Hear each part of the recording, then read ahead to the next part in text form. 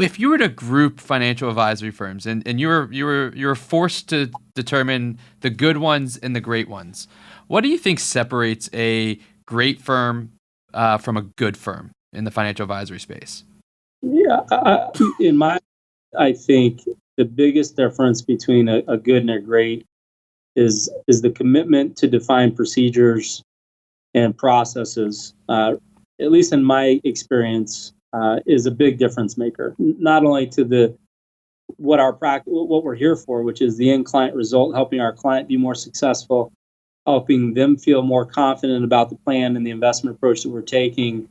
But I think it's that. I think, again, as practices and advisors elevate through that process, it's difficult. It's difficult to define processes and procedures. It's difficult to implement them.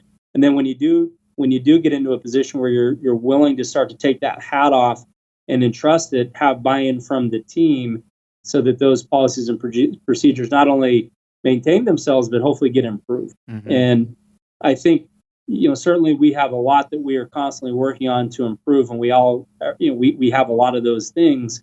I think firms that I look at that I aspire to be like, the biggest commonality is they've got a process and procedure from everything from how they handle a client review to follow up from a prospective client. Every bit of it is a process and a procedure, and I think that's really what makes a good firm become great.